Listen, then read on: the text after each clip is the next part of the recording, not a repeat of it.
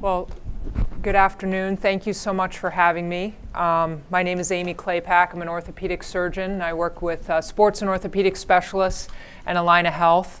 I'm a subspecialist, so I did extra training in shoulder and knee. I know many of you familiar faces out there, so hopefully we have good discussion today and get time to answer any questions. So as you guys know, the shoulder pain is highly prevalent in the general population, and in fact, it ranks second to back pain in the adult patient. Over the next 45 minutes to hour, I'd like to go through anatomy, some of the most common diagnoses that we see in our work comp patients, and then try to get to questions that we often run into in our work comp patients and try to work through some of those. So always fun to start with anatomy.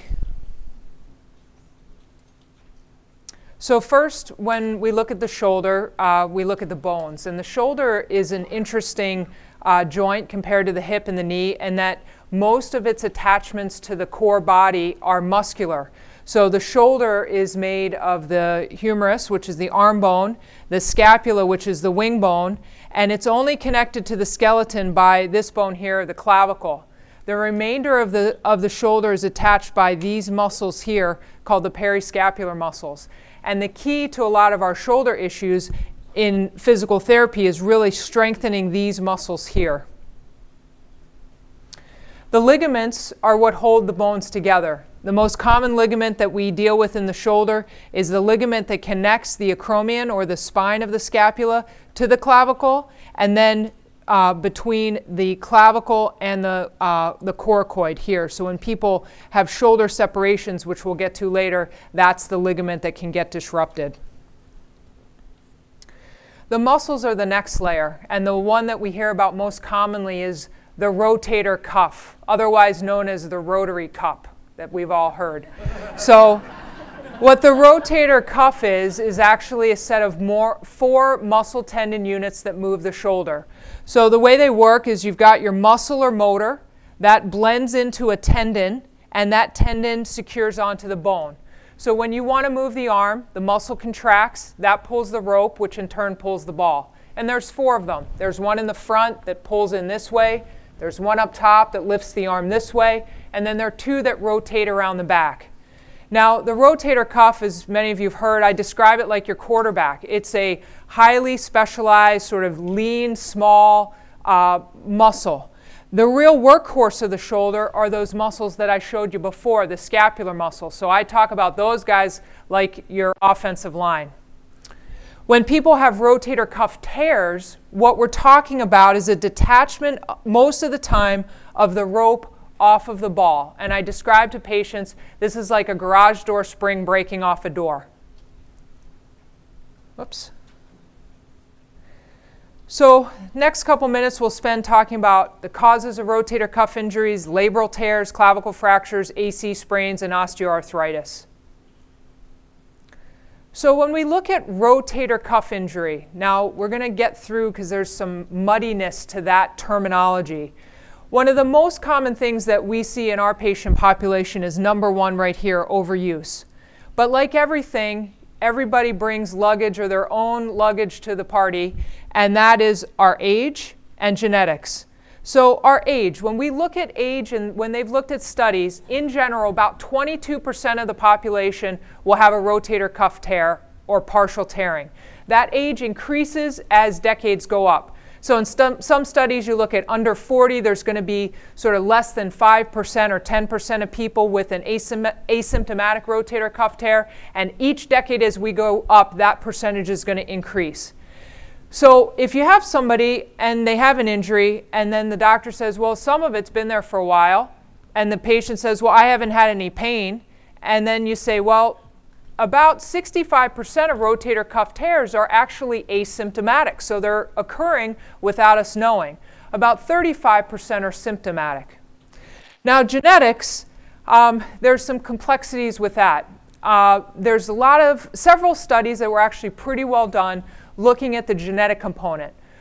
Some is the curve or the shape of the acromion bone, which we'll get to in a second. That's the curve, the bone spur that we talk about. So that tends to be similar in families. But there's also some studies looking at siblings, and in siblings who have rotator cuff tears, their siblings that have injuries have about a 2 times higher rate of sustaining a rotator cuff injury and about a 5 times rate of having that rotator cuff tear be more symptomatic. So there is some genetic component to this as well. We also see direct trauma. This is more, I was walking out to the car after work, I slipped on the ice, and now I can't lift my arm up. Different than I'm working day to day and my shoulder's just starting to kill me. Motor vehicle accidents, same thing. It's going to be more one day you're fine, next day you're not, and then falls. These, we have to be more, these are way more time sensitive than the chronic issues. So if you have a patient that has an acute injury, that's something that needs to get worked up sooner than later. That's not the patient that we can advocate for months and months of physical therapy and then an injection. That direct trauma fall, that's something that needs to get into the hands of a shoulder surgeon more quickly. So this is, wanted to show this slide to give you some of the verbiage that we talk about and how these sort of rotator cuff injuries, bursitis, tendinosis, partial tear, impingement, full tear, rotator cuff arthropathy, and escape, how those sort of blend when you're in the surgeon's office. So bursitis is an inflammation of the bursa. The bursa is a fluid-filled sac that lubricates a tendon from a bone. So typically when patients have bursitis, they'll have inflammation, they'll have pain with range of motion. Bursitis on an MRI is pretty common to see. About 10 to 20% of people have some incidental bursitis. Tendinosis, that's where we're actually seeing changes on the tendon on the MRI. A lot of that, unfortunately, is life experience. So the more, the more grays you got, the more tendinosis you're going to see. Partial tearing, that's where you're seeing some breakdown of the tendon on its attachment on the bone. And then a full tear is a full thickness disruption between the tendon and the ball itself. As that goes on over time, the muscle starts contracting, it atrophies if it's not getting the stimulation, and that's when the rotator cuff starts retracting. When it gets to the point where the tendons are fully retracted, what happens is the ball starts riding up because it doesn't have those rotator cuff tendons tucking them down and in against the socket, and that's what we call rotator cuff arthropathy. That's when we talk about reverse total shoulders. And then superior medial escape, that's when basically the soft tissues can no longer hold that ball in and that ball starts riding through the deltoid, and that's a very bad problem. But that sort of gives you that verbiage. The first 4, we will often throw around the word impingement syndrome, okay? So it can be a little bit of a basket term, and the true incidence of impingement is difficult to get our arms around because we have different definitions for it. So when we look at a rotator cuff injury, I sort of think about it in 2 components. Your impingement syndrome, which is going to incorporate your rotator cuff tendons. Are they just inflamed? Are they partially injured? Our bursa, our acromion. The acromion is part of the bone up here, and the more curved that bone is, or that bone spur that we talk about, basically what that bone spur is a thickening of this ligament here, or calcification of that ligament. And as that ligament gets thicker and more calcified, there's less room for the tendon to slide through. The coracoid's another area, a bony protuberance that has a ligament that runs across that can also create some impingement. That's less common. And then you talk about the rotator cuff tear itself, or the rotator cuff tendons themselves. Often patients will present with anterior shoulder pain, so pain in this area, pain with overhead reaching. Sometimes that range of motion is decreased. Often that's related to pain. If it's not related to pain, then we start getting into the realm of what we call frozen shoulder, adhesive capsulitis. But that's often hard to delineate until we try to eliminate some of that pain. Loss of strength can both be secondary to pain and/or tendon detachment.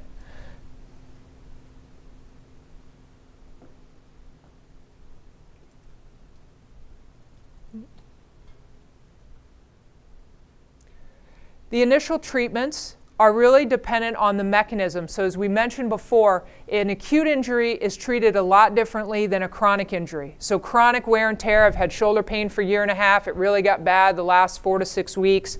We often will start that with physical therapy. What happens is the pain generator sends an inhibitory message to the periscapular muscles. They start drooping down, that shoulder blade gets heavy, that creates more load in this area. So physical therapy, sort of 7 out of 10 times, is going to make all the world of difference. Sometimes we do an injection. However, in an acute setting, and sometimes in a patient that has some weakness, we really want to find out what the status of that rotator cuff is before we're doing an injection. Injections work great, but they can break down some tendon. So sometimes knowing the status of that tendon is very helpful.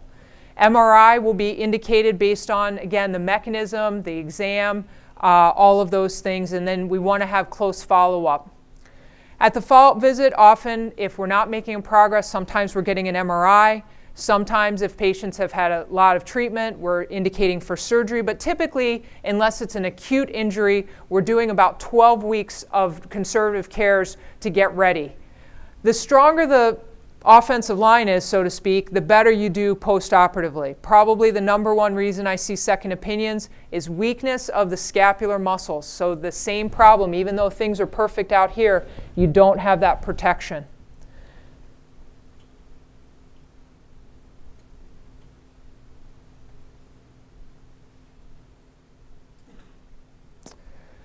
What kind of surgeries are we doing, are we talking about? The arthroscopic subacromial decompression, that's where we put the camera inside the joint and basically we're cleaning up that scarred bursa using a small burr to shave that acromion so there's more room for the tendon to slide through. Normally at that same time, the collarbone joint or the acromioclavicular joint or AC joint, we're resecting that as well. Sometimes the small bone in the front called the coracoid. And then we're opening that area up to then assess the rotator cuff. The rotator cuff is repaired typically if the tendon damage is greater than 50% of its width, and certainly if it's full thickness. Definitely the younger the person, the more important it is to repair the tendon. In acute rotator cuff tears, definitely want to get to those. They are a different natural history, meaning how they progress over time, than a chronic tear. An acute tear, especially if you have an injury to the very front tendon, does not have a lot of time to wait around.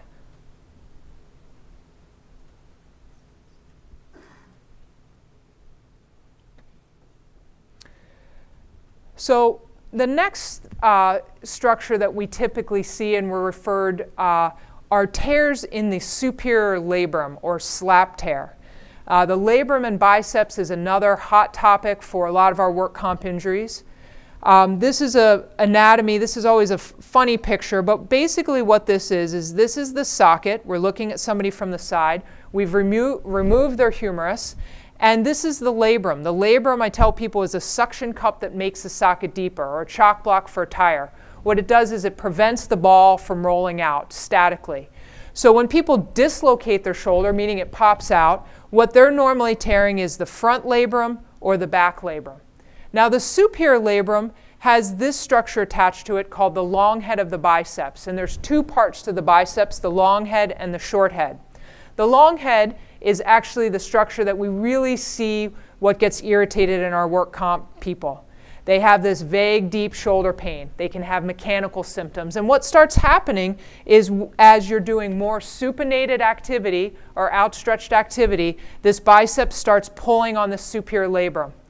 In our 45 to 60-year-old folks, this is one of the most common things that we see on an MRI. So this is truly, you don't treat the MRI, you've got to treat the patient. Doing surgery to repair the superior labrum in a 40-plus person can actually be really problematic because it can actually tighten things up. It doesn't take care of the problem, which is often the biceps tendon. So very rarely are we doing superior labral reconstructions or repairs in our adult patients. Most of the time, if they're having pathology in that area, we're addressing the biceps in the form of a biceps tenodesis or tenotomy. Weakness can also be when that patient tries to go in a supinated position, they'll have pain, and then that also sets off that cascade.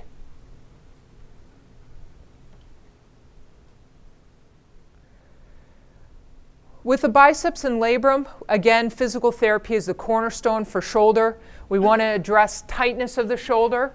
Sometimes you guys have heard of GERD, which is glenohumeral internal rotation deficit. Basically, their motion is good, except when they go this way. And when they're tight in this direction, what happens is they start hiking their shoulder, and that creates impingement, and then that shuts down their scapula, and then that makes their trap tight, and then they're miserable. So addressing that sleeper stretch or that internal rotation is very helpful, and then coupling that with strengthening of the scapular muscles can make all the difference.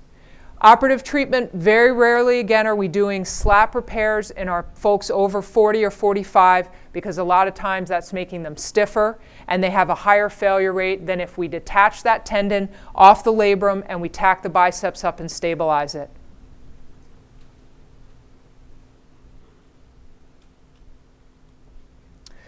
Clavicle fracture. The clavicle is the main bone that attaches the shoulder onto the body.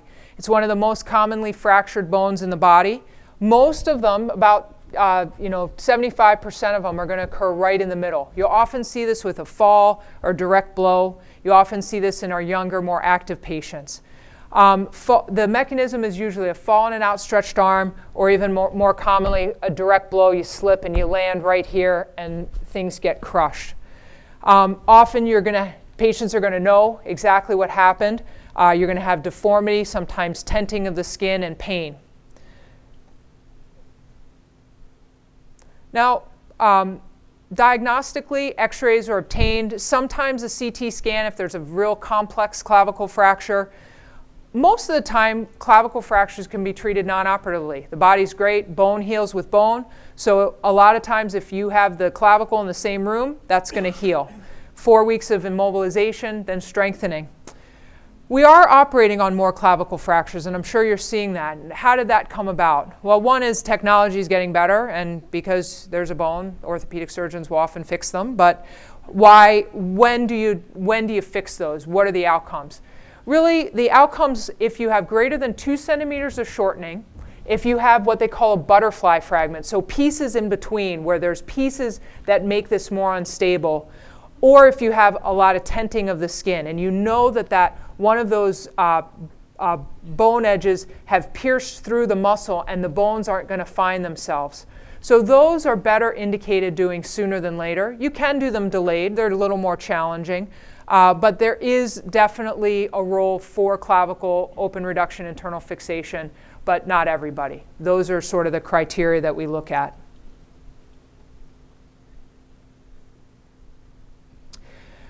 So shoulder dislocation we talked about a little bit. That's where patients tear that labrum. But shoulder separation is where we disrupt where the clavicle attaches to the rest of the shoulder. So everybody thinks that clavicle goes up when we see an AC separation, but what is actually happening is the arm is going down. So normally patients are falling off a roof. We see a lot of our construction guys get this injury. And what they're doing is they're injuring the capsule here between the acromion and the clavicular bone. And if it's more significant, we're disrupting these ligaments called the CC ligaments. Usually patients will have pain coming across their body, reaching overhead, tenderness at the collarbone joint, and a sense of instability. Orthopedics, we like grading everything, so we have a grading scale for AC joints. There are actually 6 types.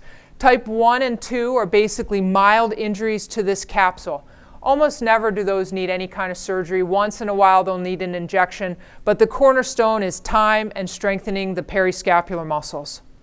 Type 3 is a little more controversial. Type 3 disrupts the AC joint here and the CC ligaments. So probably about 50% of people will go on to have that fixed and 50% of people won't. You have to get sort of a gestalt of what is the function of the shoulder. Is it dominant arm, non-dominant arm? What's the health of the patient? What kind of job do they have? And just looking at all that globally. Types 4, 5, and 6 are more severe. That's where the clavicle goes into the trap. It gets, it's type 6, it actually goes up and down. So it's really, usually you're seeing that in high farm accidents, basically where the arm's sort of been ripped off and comes back. These rehabs tend to be about 6 months. What we're doing technically is we're reconstructing in these type 3, 4, 5, and 6 the ligaments between the coracoid and the clavicle here.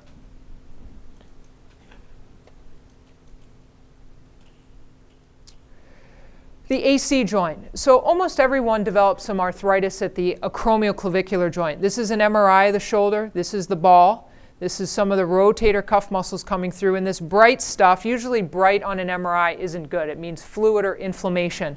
And at the AC joint, this is showing up really irritated.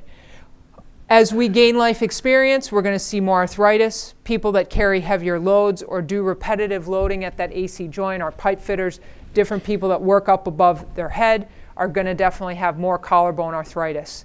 What that does is as that arthritis develops, and arthritis is a wearing of the cartilage off the end of the bone, we develop bone spurs. And those bone spurs on the undersurface of the clavicle start impinging where the muscle tendon junction lives.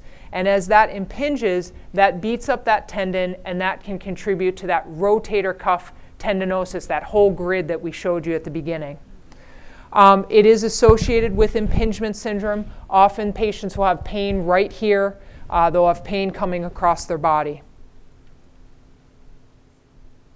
For treatment of AC joint arthritis, physical therapy to strengthen the back muscles, sometimes an injection and return to physical therapy, and sometimes we're doing an arthroscopic distal claviculectomy where we're just removing those bone spurs. The collarbone is one of the joints actually that we can sort of clean up. Other joints, you can't clean up arthritis because arthritis is a wearing of the tire off the end of the bone. In this case, because this isn't a true weight-bearing joint, you can clean that up and get good pain relief. Glenohumeral osteoarthritis. So glenoid is this bone, the humerus is this bone. These two are lined with that lining cartilage, and that lining cartilage can wear away. Why does it wear away? Probably trauma is one of the most common things. As we gain life experience, we have more risk for developing arthritis. The true incidence in the shoulder is a little bit mixed. Previous surgeries, labral surgeries, or things like that can also contribute to arthritis. Often patients will have crepitance, that's that grinding Rice Krispie feeling that they feel. Usually they're going to have pain along the joint here rather than pain out here. With arthritis, they will have lessening range of motion, and then a lot of nighttime pain is typically what we're seeing with that shoulder arthritis.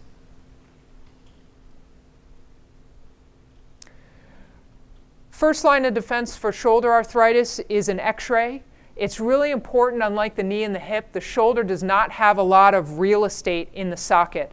So it's something that needs to be followed because the ball can erode the socket and make it difficult for replacement surgery down the line. Physical therapy to maintain range of motion and strengthen. Sometimes we're doing injections. The recommendation for most of us is doing these under ultrasound or fluoroscopically to ensure that we're in the joint. It's very difficult to get in there, especially when it's arthritic. They've done studies looking at the efficacy of when we think we're in without guidance, and it's not as good as we think. So that's why we go to using imaging. Shoulder replacement, and there's basically two types I'm sure you guys are familiar with. One is the total shoulder replacement. That's where we basically reconstruct the anatomy. The ball goes on the ball, the socket goes on the socket. You need an intact rotator cuff for that. When we do reverse ball and sockets, the problem is we have no rotator cuff, and therefore, if you did it the standard way, the ball would fly all over. So with the reverse ball and socket, they put the ball on the socket and the socket on the arm bone, and that allows for stability at that joint. So one of the questions that we often get is, how does treatment for rotator cuff tears become treatment for arthritis? Well, two areas that we see in the shoulder. One is the collarbone.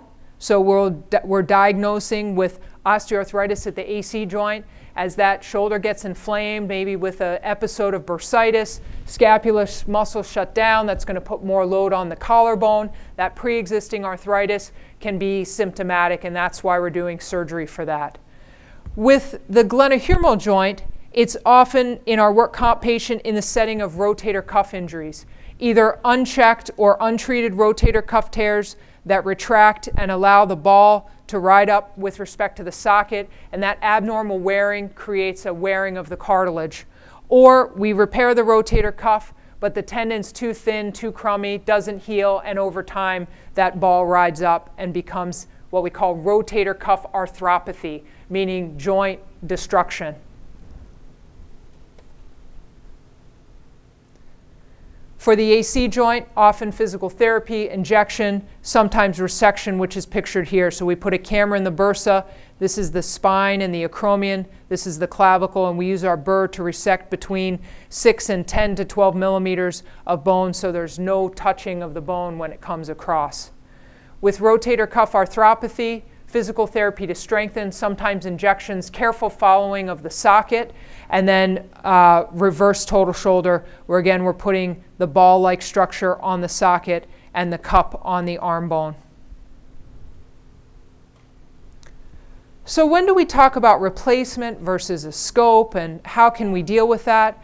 Well, we talked about reverse total shoulder. If the ball's already up, then that's really the treatment choice versus a rotator cuff repair. Once the ball rides up, bringing that rotator cuff tissue back over is very difficult. There's some question potentially in isolated subscap tears that might be a setting for an isolated repair in the younger patient. The hard part with replacements in the shoulder is the activity restrictions and the longevity of these implants. And if you've got a 50-year-old laborer, that's a really difficult problem. With total shoulder, again, we have to follow the bone stock of the socket. It's broad, but it's very shallow, so there's not a lot of place or real estate to go. So when you're trying to get your implant in for the socket, you can have issue if you don't have enough socket available. So once we make the diagnosis of shoulder arthritis, it doesn't mean they need surgery right away, but they definitely need to be followed. A debridement with a scope can be very helpful if we've got a lot of loose bodies or synovitis, where you can go in and clean things up and temporize things for a time, but it doesn't, just like in the knee, it doesn't fix the problem. I would say it's more forgiving in the shoulder than the knee because most people aren't walking on their shoulders. In the knee, it's done very rarely because you're weight bearing on that area. Why is 1 year the magic number from shoulder? Well, biology of healing. So the first few minutes after you do a rotator cuff repair, you get this bleeding. That first 5 to 15 minutes, you get these platelets coming in, stabilizing, and that brings a lot of your fibrin clot and the cells to begin stabilizing that tendon onto the bone. Over the next week, these fibroblasts or baby scar cells are producing type 3 collagen, which is scar tissue. And the macrophages, which are sort of our garbage cells, they come in, they're sort of cleaning up, and they're helping heal and remodel and tweaking and torquing, contouring, just basically like trimming the hedges to create this healing area. At about 3 weeks, you have some disorganized scar tissue, so things aren't real strong, but they're starting to get there, and you start having what we call angiogenesis, or the influx of new blood vessels into the area, so sort of a tenuous time. The tissue will remodel up to 18 months. So they start replacing this sort of scar-like collagen or scar tissue and start getting more mature scar tissue in the form of type 1 collagen. So that's why we're really seeing this year process.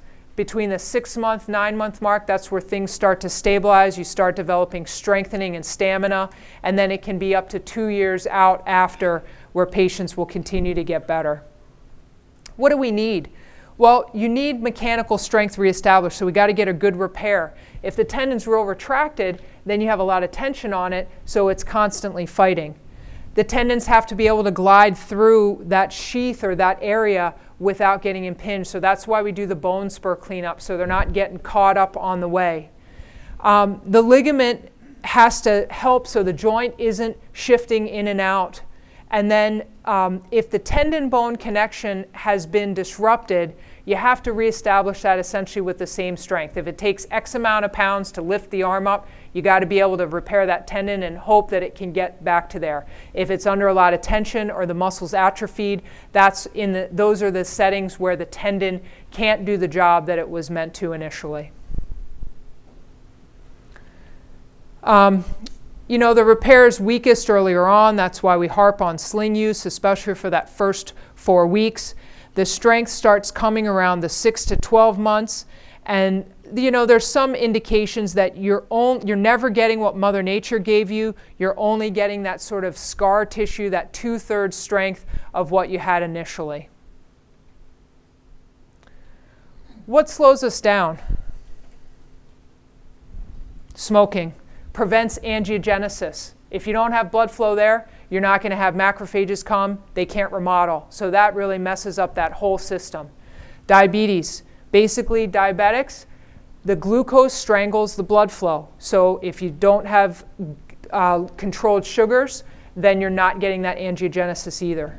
Obesity, typically related to this as well, but not always. But this increases you have decreased angiogenesis in that area as well.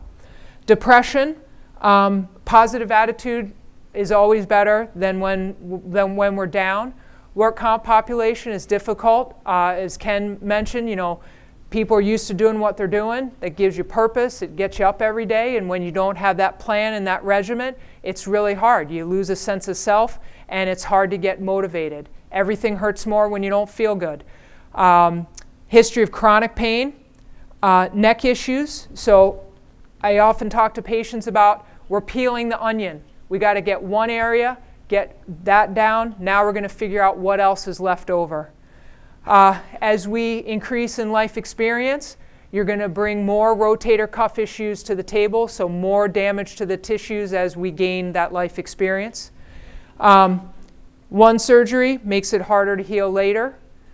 RSD, reflex sympathetic dystrophy. I'm sure everybody's had a patient with that. That's where the nerves basically go from an on-off position to an on all the time. Very difficult, high pain, very difficult outcomes after RSD type, if a patient has an RSD.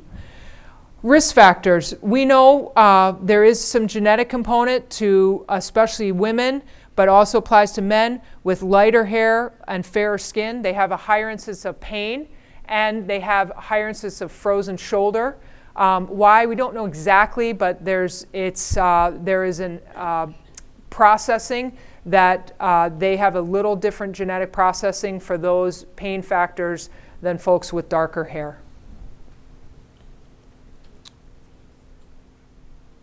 Sorry. Negative environmental factors. Well, a lot of work comp patients, they got injured because they have hard jobs and they have repetitive jobs that lead to tissue breakdown. I mean, at the end of the day, we're machines. We do have some ability to do some inside repair, but just like your car, if you drive it enough miles, the tires are going to wear out. So activities that are repetitive, high risk of injury, overhead activities where you're putting a lot of force on these shoulders, not happy, everything hurts more. Limited options. Recent layoff, again, doesn't make you feel good, so you have less desire to get better. And there's lots of literature to show anything that's in litigation, outcomes are not as good.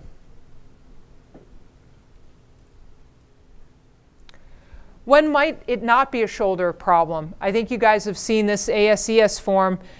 We have the patient sort of color in.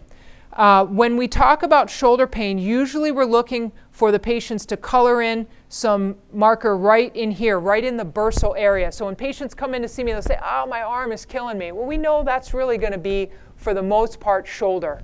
When we start getting this sort of Chewbacca, Sasquatch, full color drawn in on both sides, we know that's going to be more neck. Anything below the elbow tends to be radiating from the neck. Now, that can be confounded. If you've got weakness of the scapula because of this, that's going to drop the shoulder down. That's going to pull on the brachial plexus. That's going to give you some sense down here. But then we know in this picture, work comp, we got some peeling the onion to do. We got to get the scapula on board. We got to check, is the spine going? What do we have in the shoulder? Now the elbow's irritated because for years they've been compensating for the shoulder pain, and they've got tennis elbow or golfer's elbow. So really looking at the whole picture. What is a good light duty option for post-op recovery? It's dependent. It's dependent on where they work. It's dependent on the patient. It's dependent on the type of rotator cuff repair that was done. A lot of repetition and overhead and weight restriction are going to be the things that we're going to be talking about. Usually for most shoulder, even our decompression, usually the first month, you're sort of looking at sling use, no use of that hand. The second month or two, you're out of the sling, looking at either no use of that arm or 1 pound tabletop down in here, because that's not putting force on the shoulder. And then you're starting to increase that over months 3 through 6, more weight in here. And then as you get 4 to 6 inches away from the body, you start adding weight and complexity, and that increases over time. Sort of months 7 through 12 is where you're really building your stamina. Is there a way to make it faster? Light duty, more light duty, earlier light duty, physical therapy, more visits, does that make a difference? Well, we want to protect the repair, and we all know there are different jobs, different people that are going to do more, even if they're not asked to. So we have to look and protect that whole environment and really educate the patient on, if you're going to push it, what can you injure yourself from, and what's okay to push it, what's not okay. And then we rely on you guys so much to help us be that intermediate to assess the workplace and assess what's safe and what's not. Often getting a schedule, having people back to work, having that regimen, especially if it's a good environment, is good. We all do. I do better with the schedule. Saturday, I'm making my check boxes. What do I have to do? But if patients are just sitting at home and are only thinking about their shoulder, often that's not healthy for them either. Now, if it's not a healthy work environment, you still have to go through and explain to the patient, we've got to go through the steps. We've got to get you working. Accelerated rehab programs, more is not better right away. When we're at that 6-month to 12-month mark, that's when that work conditioning, that stamina build can happen. But earlier on, you can disrupt those cells, so more is not better. More PT is not necessarily the answer, but the right PT. We've often see patients that are strengthening the cuff, and they're getting irritated because they have no scapula muscle. So it's the right PT, but not necessarily gobs of it. And then what is the functional recovery? The big thing here is in a non-work comp, most people are going to be back to a lot of things at about 4 months. Work comp is going to be about 8 months, so those things are basically going to be double. And it's about 12 months when people reach a plateau. I think you have to take some of this in this study. This was about 10 years ago. They didn't break out sort of the jobs. It wasn't an apples to apples comparison on jobs. So you have sedentary people are going to be a lot more in here versus more labor people here. And that's just not a good comparison. Studies do show, for all the things we mentioned before, it's going to be a month to 3 months additional recovery time when you compare non-work comp following just an acromioplasty. That's just a bone spur shaving. Work comp rotator cuff, now I hope our group does better. I think we do a pretty good job, but 42% versus 94 in non-work comp, 54% excellent results compared to 92. So, and this was a long time ago, but you definitely, even back 20 years ago, 30 years ago, you're seeing a difference between your work comp and your non-work comp. But you have to take all the variables. In general, we know we have to work a little harder. I think we can get people back, but we have to be thoughtful. Some issues, there's some non-compliance comparatively. work comp without evidence of noncompliance had significant improvements and more favorable outcomes than the non-compliant work comp patients. So if you can educate, get people on board, be positive, give them that positive energy, get them understanding what the problem is, what the rehab, have them understand what options, if we can't get you back to this, what do we have to look forward to? You can teach an old dog new tricks. What do we have to give you a healthy, productive life? And that's where we take this as a team, and it needs to be. Are there new treatments now or in the future that can reduce our surgery or our outcomes or our injuries? There's a lot of pop-up shops looking at different kind of what we call biologics. I'll go through some of these, but in general, there's not great data yet, so we have to be careful. Autologous blood injections, basically just pulling blood out of your arm and injecting that. The hard part with that, there's white cells, there's a whole bunch of stuff, and the outcomes haven't been great from that. I think this is where there's a lot of good information right now called platelet-rich plasma, but even within that, there's some interesting differences. So take blood out of your arm, spin off basically the serum, and now they're looking at different concentrations of the white cells. White cells gives us an inflammation response. So they're toying with how many of those do you need? Is it low? Is it higher? Is it medium? And then for what? Is it in the joint? Is it at the tendon? And how can that help? And then looking at just platelets. So basically the idea is, how can we improve that slide that I showed, the bringing in of the angiogenesis and the fibroblasts and the macrophages? How can we get that process to be better? And that's what all of these things are trying to do. PRP tries to attract healing cells to the tendon tissues, which have deteriorated over time because of lack of blood supply or micro-injury. We want to try to stimulate some new cells growing there, some different collagen, and they basically really ramp up the platelets per ml to try to get more healing in that area. Like everything, if you search it out, you can find literature for and against. I think the trend is that there is some evidence to support some PRP in tendinopathy. Actually, our evidence is most strong in our tennis elbow treatments. So that's better than cortisone. It's even showing better results than the surgery for tennis elbow. So more to come. I think PRP is really giving us a tool that we didn't have to treat tendinopathies. And I think we're all looking for that fountain of youth, and PRP and stem cells, that's sort of the next search. There's been a lot of studies with rotator cuff, taking clots, putting PRP at the time of surgery, and basically not really shown to improve rotator cuff healing at the time of surgery. With the treatment of arthritis, still inconclusive, although there's just been a study comparing PRP to visco injection, and that's doing better at 6 months. So I think over the next 5 years, we're going to see some advancement in these biologics. This is what we're all hoping for. Hey, give me that stem cell, make me new again.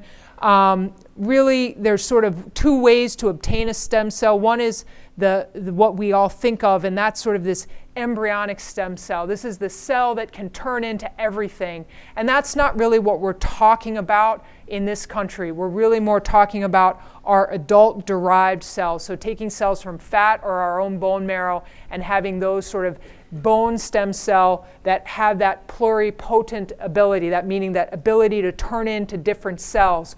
But when you look at that, when you look at the textbook and you look at how a mesenchymal or stem cell becomes a different cell, it needs all these guides to help it. And that's what we don't have the true understanding of, all those tissue-specific signals to differentiate or de-differentiate a cell into what we want it to be. So that's for the scientists right now to help look at that. I think this is going to be some encouraging trials in this cartilage. Cartilage is an amazing cell that we really don't have a good way of replicating, and we don't have a good way of growing. We don't have a great way of studying. All of our studies come from animal models, sort of following. To grow cartilage, really what they've been doing is using sort of chondrosarcoma lines, so damaged chondral cells, which doesn't give you the true look. So it's a difficult area, but I think this is where, in the arthritic population long term, this is where it will be. But it's not just as simple as slapping on a new tire on the rim. It's the whole thing. It's the road, the rim, the car, the driver, and how can you control that whole environment. So it's coming, but we're not quite there. Questions?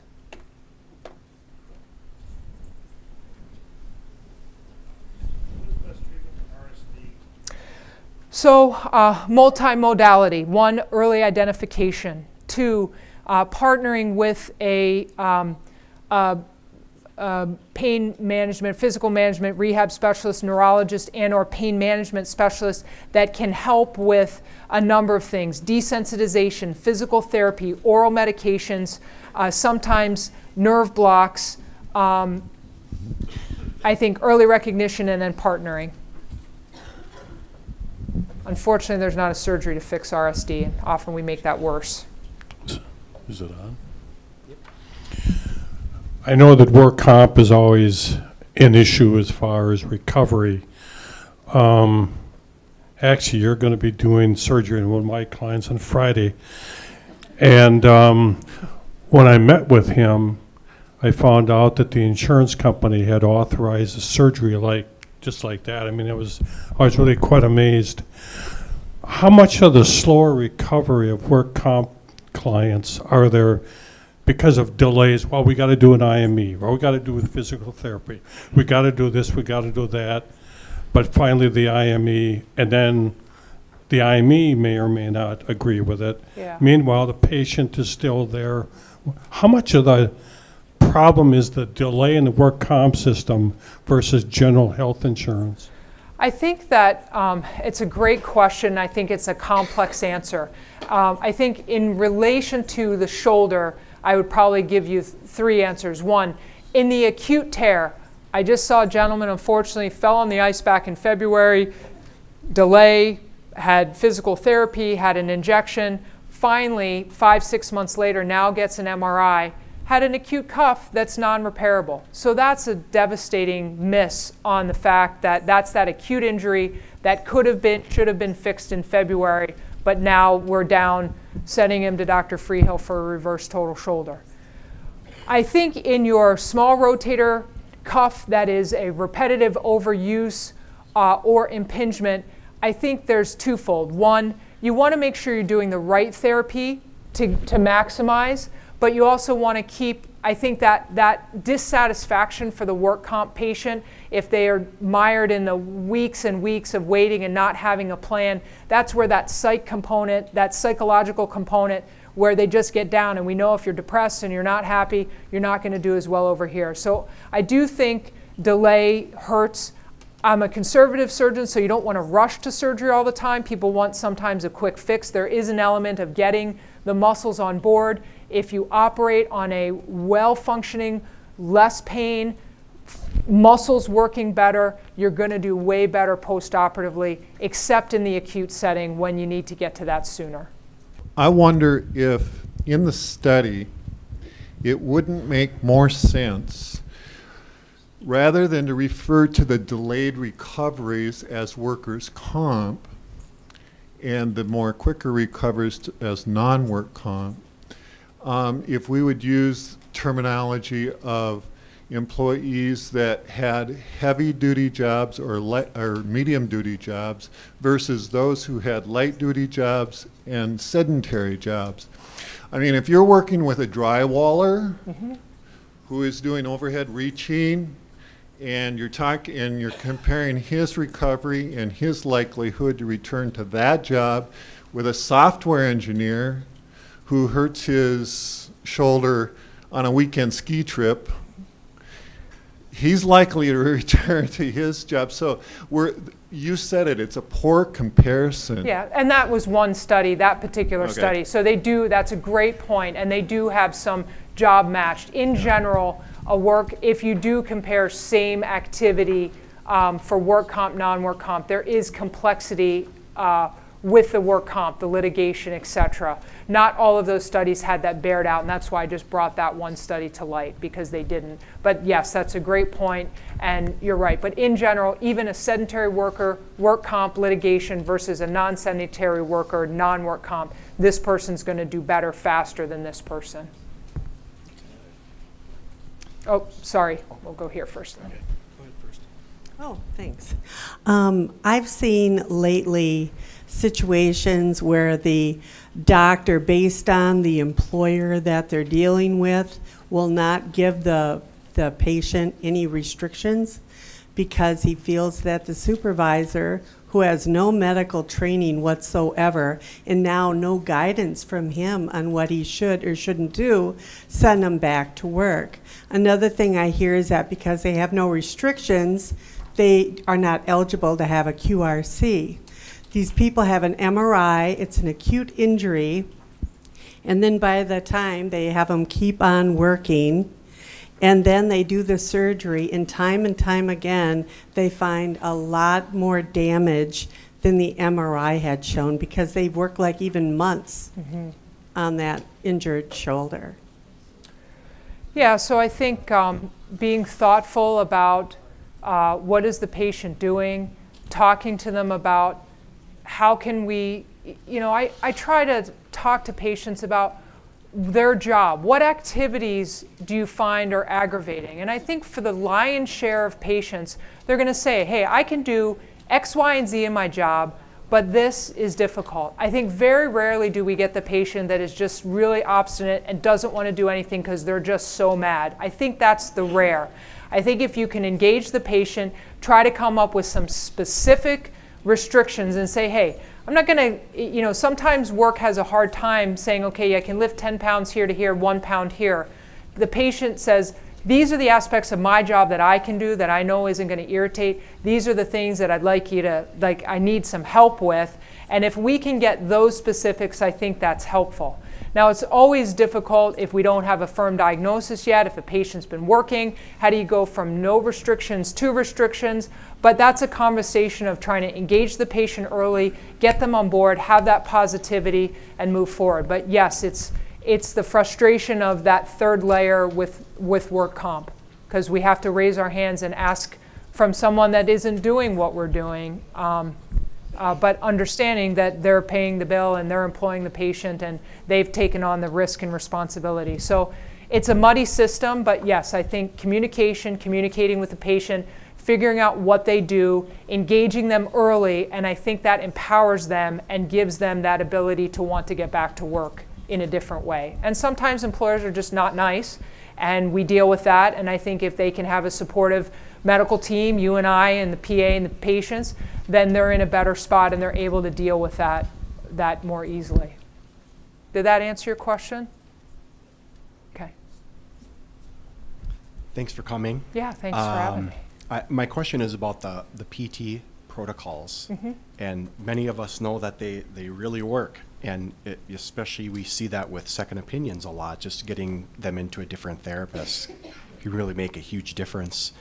So I was wondering if you have, do you or your colleagues have any plans to actually include the protocols in any research, so that I think it would be even easier with the questions about work comp to show them that they really do work. Yeah, no, I mean, a lot of the protocols that we use are evidence-based. The scapular stabilization is based from a shoulder surgeon looking at scapular dyskinesis and coupling that, and we're always looking to refine those. I think the biggest key is getting the diagnosis. So that basket term, and that's why I showed that one slide in the beginning where it says impingement, and it covers those 4 things: bursitis, tendinosis, partial rotator cuff.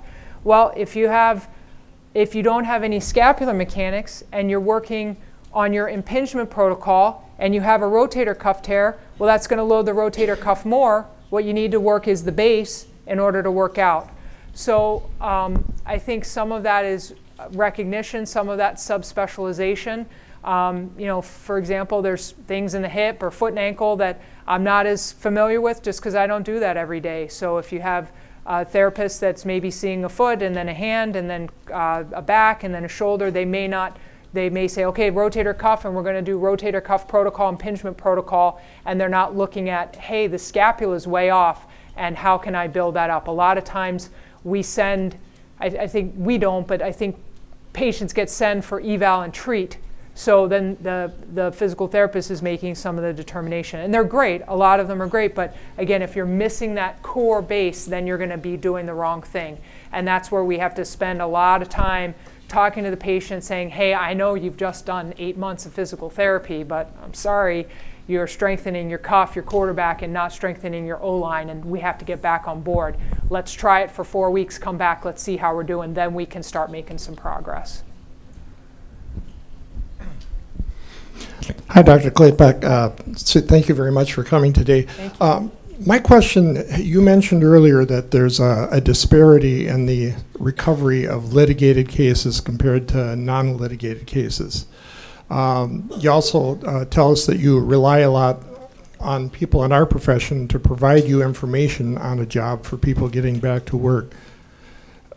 In those cases that are litigated, would you also consider looking at or reviewing information that's provided by not only the QRC, but say the employer providing a job description, or their attorneys also providing you additional information to consider to help that injured worker to get back to work and to help to enhance the treatment plan? Yeah, I mean, certainly we spend time looking at job descriptions are really critical, and I ask for those a lot because I think that can be tricky, especially looking at a job description, and I'd encourage, I think that's something that I've learned from a lot of you guys teaching me over the years. Hey, let's look at this job description. This is the job description, but this is what the patient's really doing, and if we have these restrictions, that doesn't fit with this, even though they're doing this. So how do we work around that?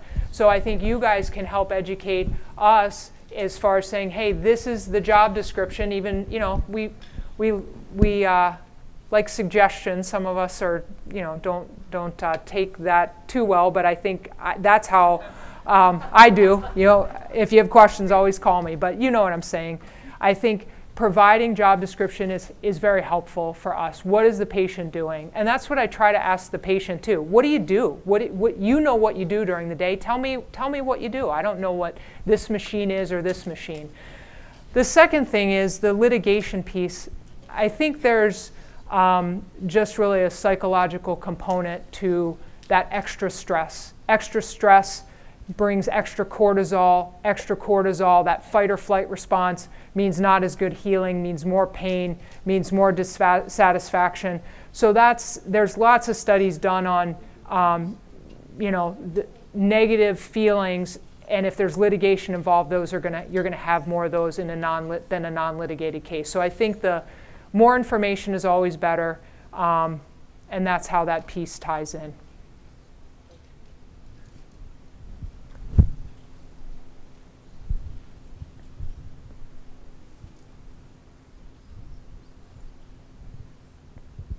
Hi, Dr. Klapach. Hi. You talked about the importance of early treatment for acute rotator cuff injuries versus the chronic, and how can we educate, do you have some specific phrases or guidelines that we can educate the insurers and doctors who aren't as smart as you? I'm not too smart, but I've been able to look at the subspecialized area. So I think an acute tear is something where the patient has a trauma. They fall, they feel a pop, they feel a crunch. It's not just I'm doing the same thing and I've done this for 25 years and I'm just feeling crunchy in the shoulder. I think you're going to see a certain percentage of those folks that are going to have a rotator cuff tear. Did that happen at that exact? I think that's going to be more of a chronic with this little flare. I think the things that are a crime to miss are the one that I explained earlier. Guy walks out to his car, slips on the ice, now he can't pick up the shoulder. I would advocate as much as you can, get that person in sooner than later. We only have about 2 to 3 weeks to fix the subscap. We have a little more time up here, but we do not have much time with this front rotator cuff muscle, and that can be devastating. So if it takes a week to diagnose, then they're getting you 2 weeks later, then we're seeing them the 3rd week. Now we have to order an MRI. We're worried, you know, so those 3 weeks go really quickly.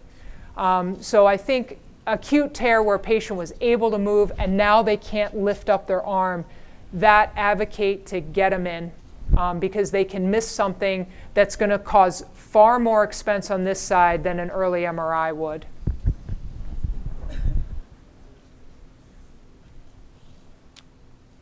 Okay, thanks you guys for listening.